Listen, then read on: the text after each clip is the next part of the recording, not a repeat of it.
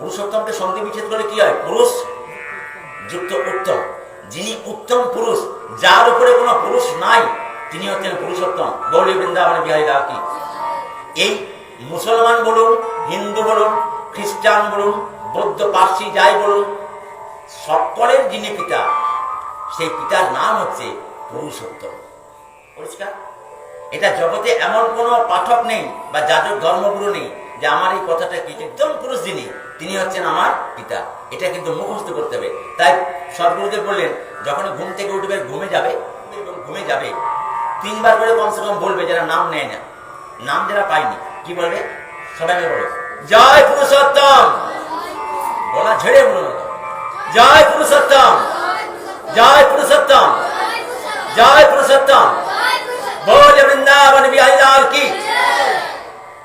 তো পুরুষোত্তম হচ্ছেন অনন্ত কোটি কোটি কোটি বিশ্ব ব্রহ্মাণ্ডের পিতা, অনন্ত কোটি কোটি বিশ্ব ব্রহ্মাণ্ডের পিতা। আচ্ছা, বাড়ি কোথায় তার? পুরুষোত্তমের বাড়ি কোথায়?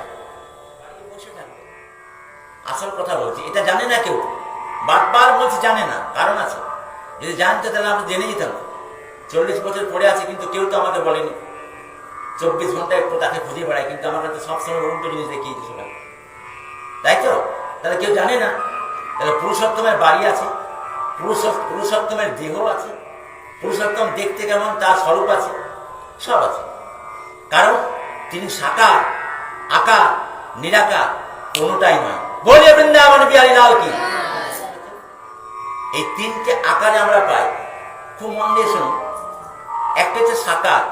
হোয়াট ইজ সাকার? সাকার কাকে বলে?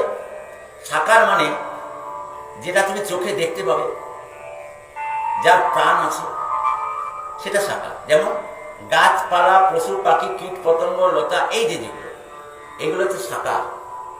হলো? তাহলে এই সাকারের মধ্যে ভগবান আছে। এবার আকার। আকার মানে আপনার দুর্গা পূজা, কালী পূজা হয়, সে সময় মাটি খড় দিয়ে নিশ্চয় ঠাকুর তৈরি করা হয় আকার দিয়ে, এটা হচ্ছে আকার ভগবান। দুটো হলো। আর একটা হচ্ছে নিরাকার। নিরাকার মানে ফাঁকা, কিছু নেই। এই নিরাকারটা কিন্তু ইসলাম যারা মুসলমান, তারা কিন্তু তাকে ভগবান নিরাকার। তা 3টে হলো। কিন্তু আমার যিনি পুরুষোত্তম, আপনার যিনি পুরুষোত্তম পিতা, তিনি না সাকার, না আকার, না নিরাকার, তিনি এই তিনের উপরে, তাই তাকে পুরুষোত্তম বলা হয়। তার দেহ আছে। বলে বৃন্দাবন বিহারী লাল কি।